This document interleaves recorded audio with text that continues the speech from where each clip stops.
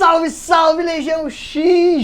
Estamos aqui mais uma vez naquele programa maravilhoso que você sempre espera, às quartas-feiras, para iluminar o seu caminhar. É aquele, né, mas que tá aqui, ali, aqui embaixo, aqui, ó. É o nosso X da atualidade!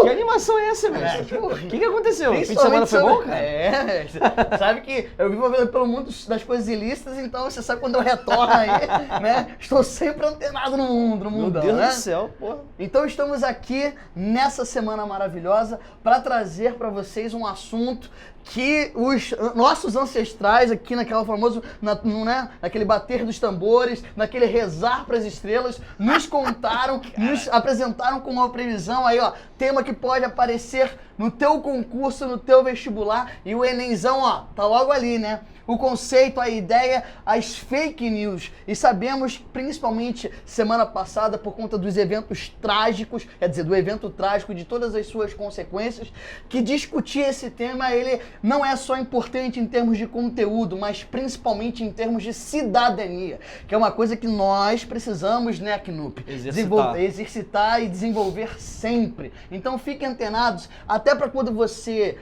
tiver contato com as informações, com notícias, você tenha senso crítico para analisar as notícias e realmente verificar se elas são verdadeiras ou não. Já vivemos num mundo onde há tanta manipulação, não seja mais um manipulado, principalmente você que é da Legião X e vem aqui justamente para se informar, para buscar informação criteriosa, analisada.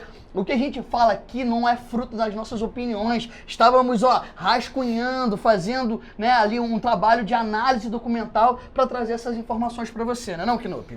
Mas eu quero fazer uma aposta aqui contigo agora.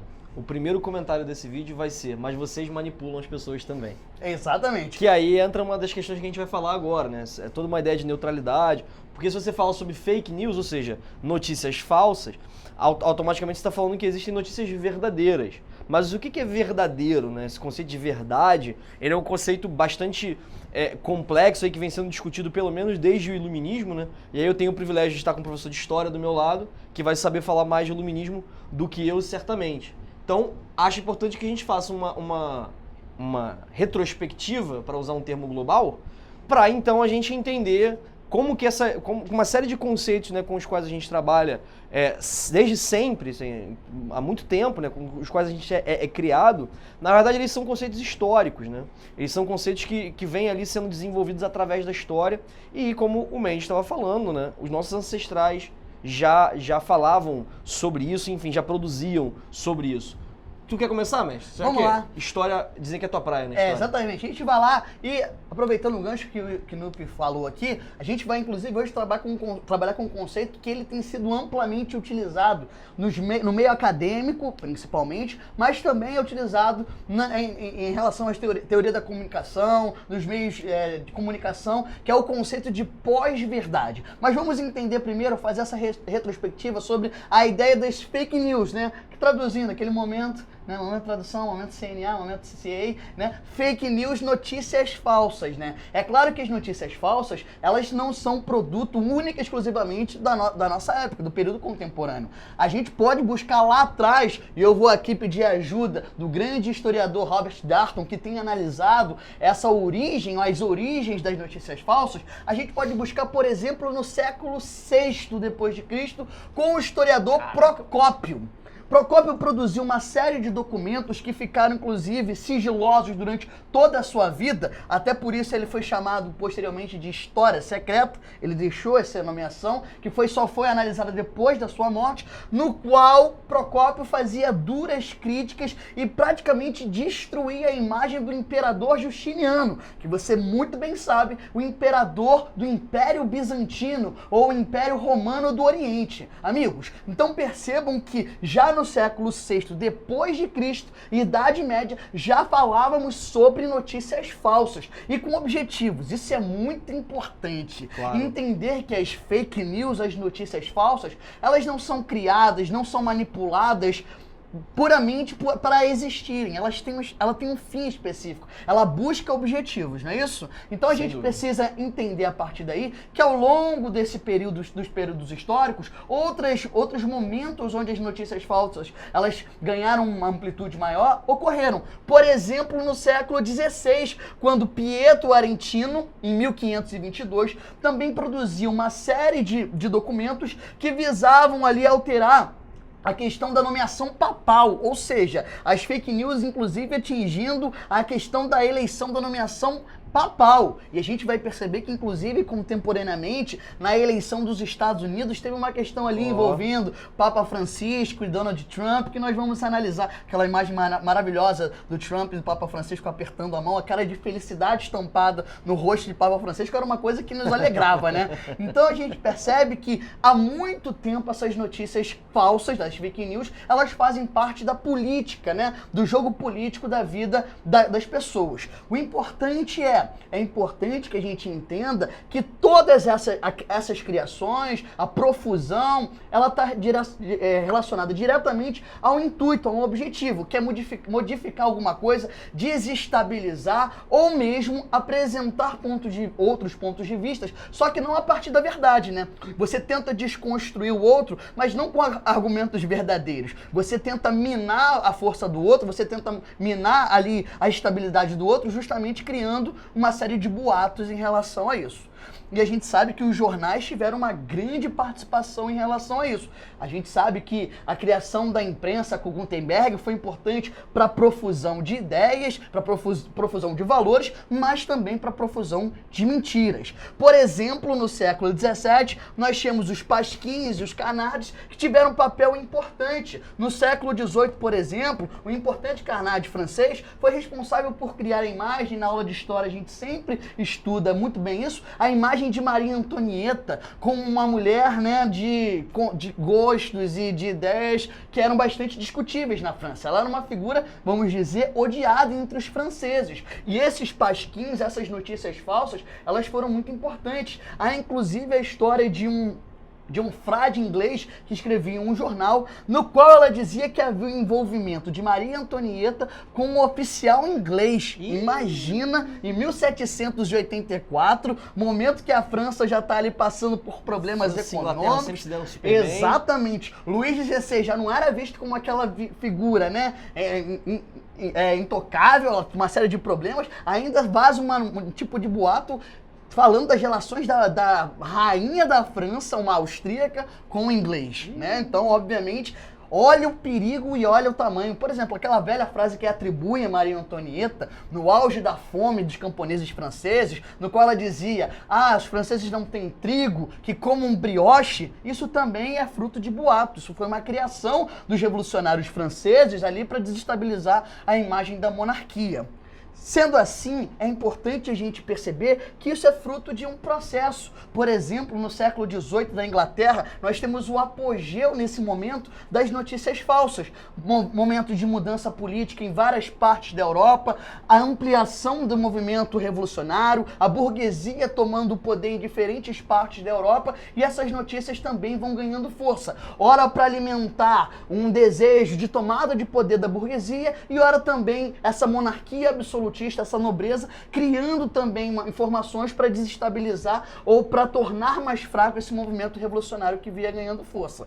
É aí que a gente entra, senhor Douglas, num conceito que é muito importante, que é o conceito de verdade ou de pós-verdade. Vou deixar para a voz me ser explicar primeiro o que significa esse prefixo pós, né? Ele é importante e agora é contigo que isso aí eu não domino. É importante de frisar que hoje em dia, às vezes a gente se pega sendo obrigado a dizer o óbvio, mas não tem problema, a gente diz. Quando a gente está falando sobre a questão, né, de uma fake news que foi criada para desestabilizar a monarquia, a gente não está necessariamente lamentando a queda da monarquia, porque tem isso. Então quer dizer que a monarquia tinha que ter sido mantida. Não estamos dizendo isso. Estamos apenas dizendo que os processos históricos, da maneira como eles aconteceram, envolveram a presença de fake news naquele momento. nós não estamos atribuindo aqui nenhum juízo de valor em relação aos governos, seja ele monárquico ou republicano. É bom dizer isso, porque depois, né? Porque tem isso, você fala alguma coisa, aí esquerdopata. Aí você fala outra coisa lá, é monarquista. Aí uma coisa meio... Daqui a pouco a gente quer uma monarquia de esquerda. Umas coisas aí que... Uma monarquia stalinista. Aquela forma de analisar a história pelo viés da polarização sempre, né? Exatamente. É uma coisa ou outra de uma forma rígida, né? Então, quando a gente aqui tá tentando esmiuçar esse problema, o cara já quer te colocar dentro de uma caixa e falar lá, o esquerdopata ali. E você tá ou num lugar ou em outro, né? E aí você vai entender que o conceito de pós-verdade se relaciona. Esse conceito de pós, né, não é que a verdade está acabada, né? E aí nós vivemos em um momento em que não existe mais a ideia de verdade. Não é bem isso. Mas a gente está falando de um conceito de verdade em que outros fatores influenciam muito mais do que os próprios fatos, né? Emoções ou crenças influenciam muito mais no processo de criação de uma verdade do que propriamente os fatos, digamos assim, objetivos. Embora seja complicado falar em objetividade, em factualidade, enfim, como a gente falou no início da aula, isso é uma coisa que pode ser problemática. E foi eleita, né, a palavra mais buscada, né, no dicionário Oxford lá em 2016, foi eleita a palavra do ano do dicionário de Oxford, o que já nos aponta para algumas coisas, né? 2016 não foi um ano qualquer, né? A gente, para quem lembra aí, né, algo conseguiu matar o Fidel Castro, já que esse ano não conseguiu durante tanto tempo. O Donald Trump foi eleito presidente dos Estados Unidos, a gente teve um processo de impeachment no Brasil, que foi bastante controverso, né, seja lá qual for a sua opinião. Enfim, você tem uma série de coisas que aconteceram naquele ano. A gente teve eleição no Brasil também, né? Eleição para prefeitos, né? Eleições municipais. Então, a votação em relação ao Brexit, né? Você teve o processo, bem lembrado, o processo de saída da Grã-Bretanha, né? Do Reino Unido, enfim, da União Europeia. Então você tem uma série de questões que estão sendo, digamos assim, criadas, e aí você precisa da opinião pública. No mínimo, você teve ali um referendo, né, que foi lá as pessoas foram lá votar na Inglaterra, enfim, no Reino Unido, né, se era para sair ou não. Ora, você, seja lá qual for a sua opinião, você quer, de alguma forma, influenciar a opinião pública para que ela se molde para o lado que você acredita ser melhor. E aí nós vamos ter, né, alguns fenômenos relacionados às fake news, justamente já pensando nisso. E é interessante a gente perceber isso, né, galera?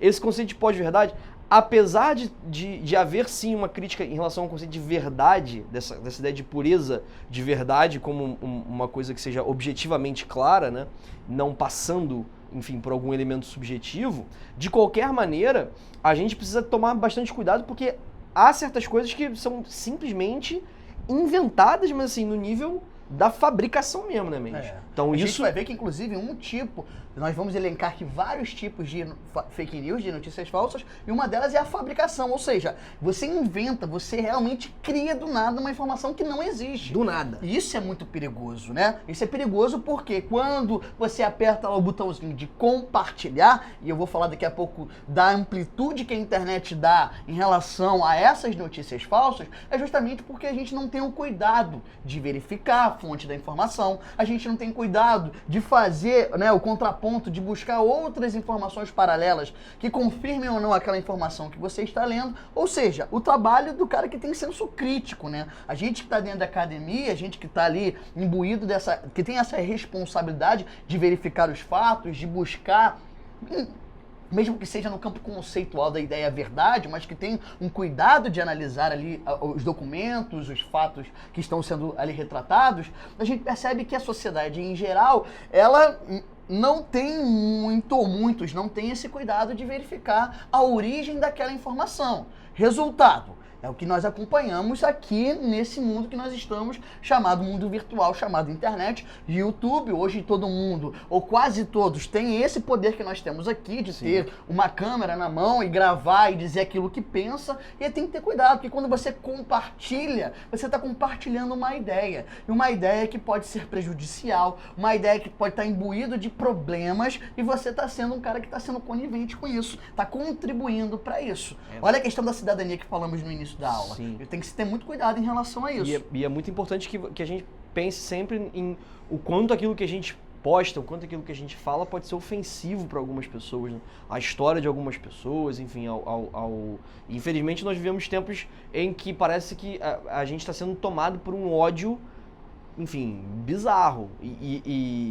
A debate político é muito bem-vindo, né? Mas o debate político imbuído de ódio, ou movido pelo ódio, a gente realmente precisa tomar bastante cuidado, porque ele tende, claro, gente, ele vai tender sempre à violência, a escalada da violência. Afinal de contas, a violência linguística também é violência, né? O ato de fala ele pode ser bastante violento e ser bastante pode ferir, né? E muitas vezes até ferir mais do que a agressão física, inclusive. Exatamente. Né? Isso é uma coisa, para quem tiver aí interessado, né? Tem um livro da Judith Butler, se bem que se eu falar da Judith Butler aqui, depois do problema que deu lá em São Paulo, mas tudo bem, vamos lá. É um livro de 97 dela chamado Excitable Speech, não tem tradução em português que eu saiba, que eu conheço, mas é um livro bastante interessante em que ela vai falar justamente sobre esse lance da violência linguística. É bom se você quiser dar uma conferida, tem o prefácio do livro, né? A introdução do livro é bem bacana, um pouco longa, mas é bem interessante.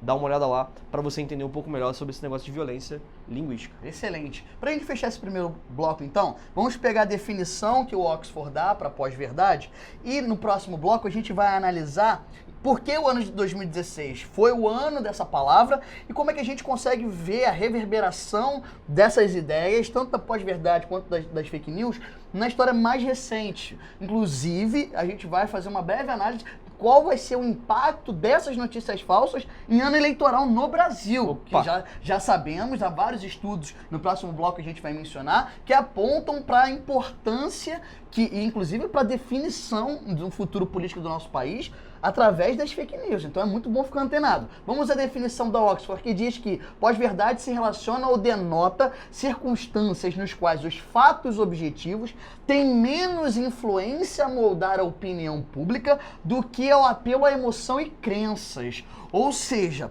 o cara ele abandona o véu racional, né? Ele abandona a perspectiva racional e fica ali proferindo as suas verdades baseado na sua crença, na forma como ele foi criado, e isso é perigoso. Isso não alimenta um debate. Aí você fica naquele famoso discurso do surdo e mudo, né? Fica o cara gritando lá, ninguém se ouve, fica um gritando a verdade pro outro. E aí, meu amigo, a gente vê dentro das redes sociais qual é o impacto disso, né?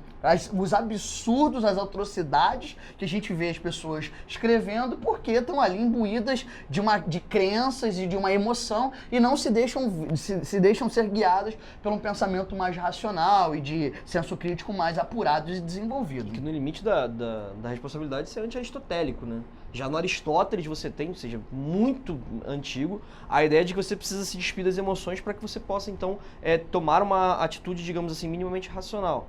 Então, e aí quando você começa a se imbuir muito mais desse apelo, né, como ele falou, né, as emoções e as suas crenças pessoais, e aí você tem todo um debate hoje em dia, inclusive, sobre o debate religioso, né, sobre a presença da religiosidade no parlamento, enfim, na construção daquilo que vai ser a sociedade, que teoricamente é uma sociedade laica, mas também que não é uma sociedade ateísta. Então você tem todo um processo aí de repente algumas pessoas estarem muito mais ligadas às suas crenças pessoais e às suas opiniões, que não necessariamente estão embasadas em absolutamente qualquer tipo de evidência empírica, mas isso influenciando mais do que aquilo que nós conhecemos, daquilo que nós produzimos, enfim, do que o conhecimento que é, enfim, né, é compartilhado pela sociedade, especificamente em meios acadêmicos, inclusive, né? Então a gente vai beber uma aguinha ali, tomar um negocinho, e daqui a pouco a gente volta para continuar. Voltei. Estamos aqui de volta, né, mestre? Estamos de volta. Vamos fazer um momento print aqui pra galera? Vamos. Porque na outra tem a hora da pegada do X lá pra dar aquela animada. Agora não tem mais, a galera fica reclamando às vezes, né? Vamos... Eles reclamam mesmo? Eu não sabia, não. Tem uma galera que reclama. Galera reclama? Não sei. É. Vamos então dar uma descansada aqui nas pernas. Rapidinho. Isso. Rapidinho, já volto aqui. Uia! Volta aqui, ó. Posição do caranguejo, ó. Eu tenho uma reputação, Zé. Então vamos lá. A gente vai agora, pessoal, retomado, a gente parou antes do nosso break. Maravilhoso. A gente vai aqui falar do papel das fake news e da ideia da pós-verdade, principalmente a partir do ano que essa palavra pós-verdade foi elencada como uma palavra do ano 2016. E por que isso ocorreu? Por conta das eleições dos Estados Unidos e por conta do Brexit envolvendo o Reino Unido. Vamos então, só pra gente relembrar aqui, Douglas, dar um panorama do que foram esses dois eventos aí, pra gente entender o porquê dessa valorização dessa palavra, do conceito de pós-verdade. É bom a gente também lembrar, né, galera, que nos últimos anos a gente está vendo um grande crescimento do interesse pela política, acho que não só no Brasil como no mundo, né? A gente aqui no Brasil vive um momento de grande efervescência nesse sentido, né? As pessoas estão cada vez mais discutindo sobre política ou sobre os políticos, que é uma coisa que nós não víamos antigamente. Acredito eu que isso tenha lá o seu aspecto positivo, inclusive, apesar do debate muitas vezes ainda ser um pouco raso, né? E aí 2016 foi um ano absolutamente relevante, né, para o contexto da política, porque você tem a eleição nos Estados Unidos, né, de um cara completamente outsider, que estava prometendo mundos e fundos, né, que era o Donald Trump, em quem praticamente ninguém acreditava. Há uma lenda que nem ele mesmo acreditava que ele fosse ser presidente e nem ele queria ser presidente. Assim, tem um papo dele. Eu queria ficar mais famoso ainda e mais rico. Eu não duvido. Acho plenamente possível. De qualquer forma, ele acaba vencendo a eleição nos Estados Unidos contra todas as expectativas, né? Você tinha um presidente até bem avaliado, que era o presidente Barack Obama, né? Um presidente bem visto no mundo todo. A candidata democrata perde, né? Hillary Clinton perde a eleição para o Donald Trump. Vamos lembrar o quanto a ideia de notícia, ou a ideia de mídia influenciou essa eleição, né? Você tem, seja fake news ou não, mas você tem ali a denúncia, né, de espiões russos, enfim, tentando influenciar a eleição a favor do Donald Trump, que é bizarro.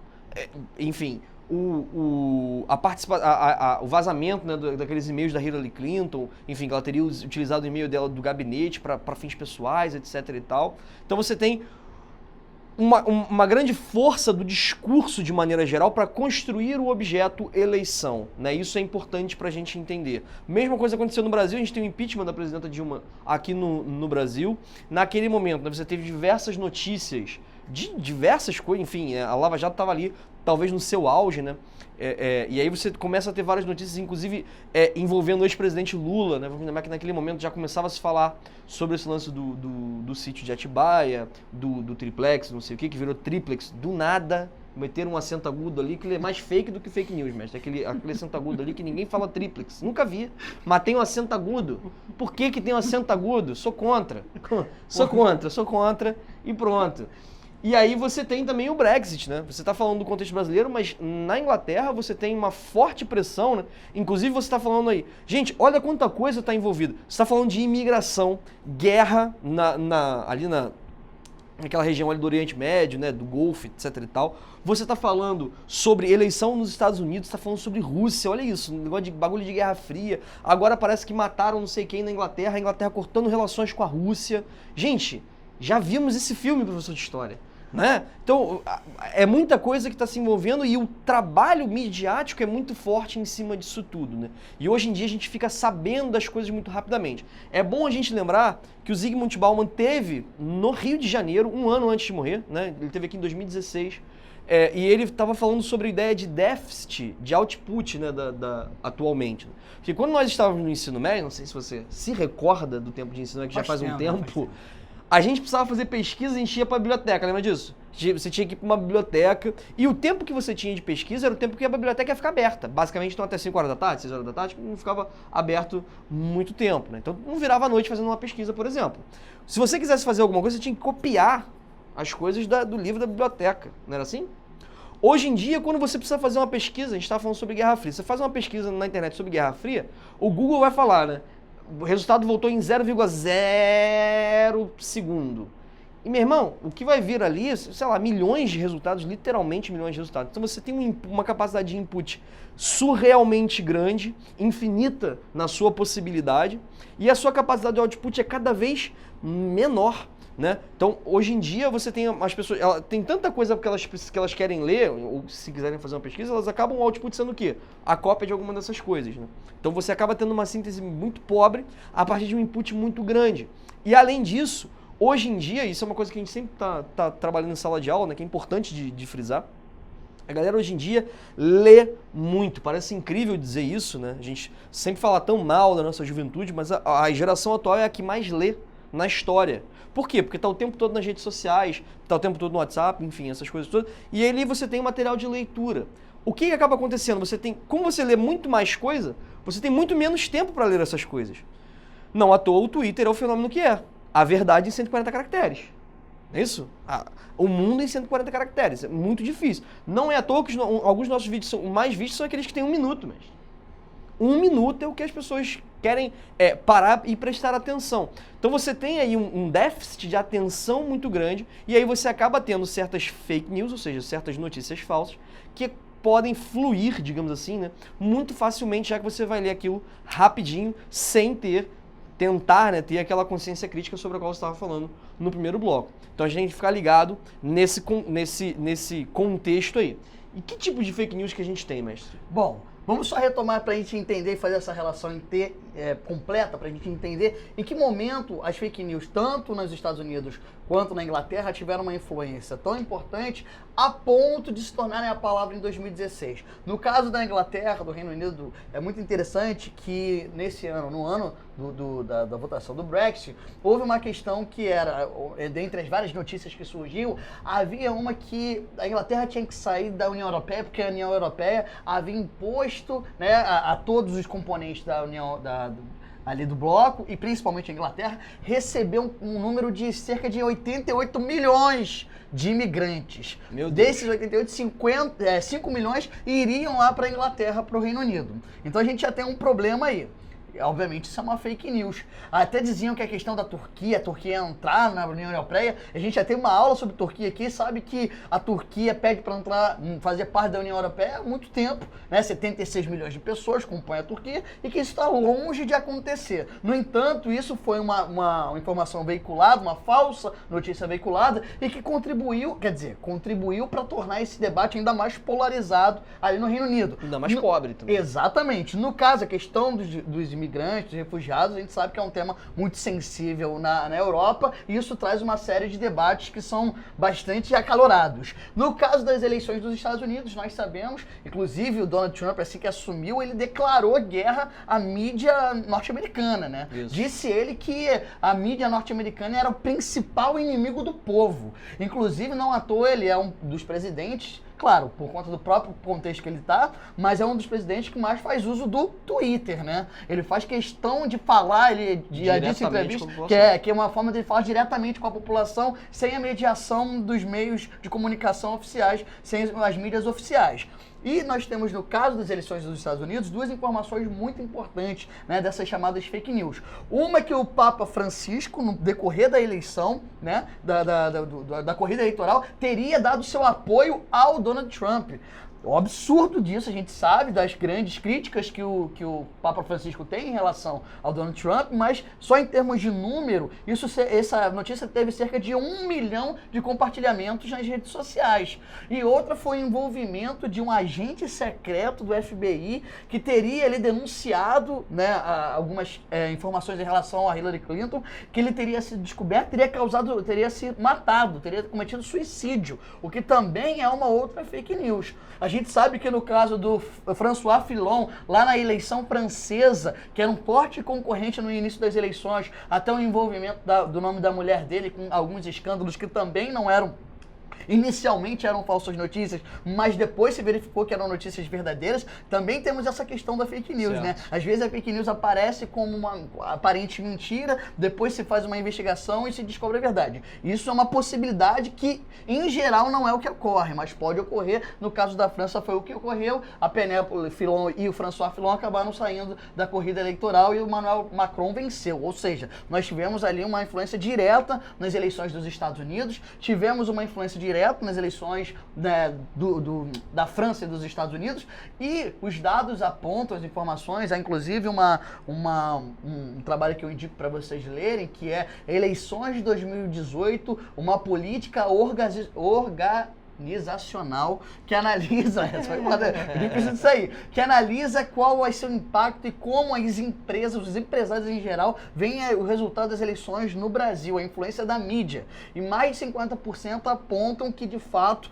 essas falsas notícias terão influência direta no resultado das eleições. Então percebam que, de fato, a gente vive um momento onde é preciso ter muito cuidado que tipo de informação você está compartilhando.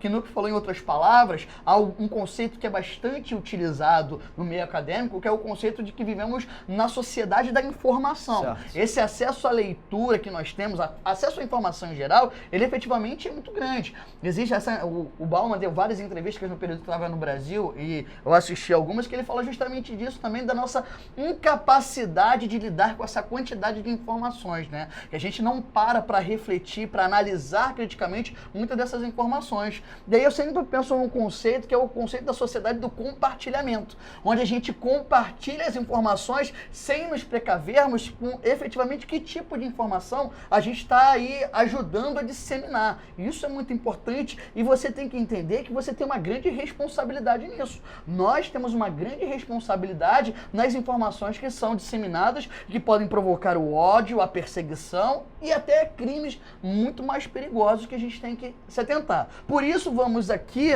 momento, fique de olho no quadro, nos tipos de fake news que nós temos aí, vamos estabelecer alguns tipos que são veiculados, que estão presentes ou nos meios oficiais ou não. Só para a gente fechar isso aqui, a gente em momento nenhum está deslegitimando o papel que as novas mídias têm na profusão de informações e notícias.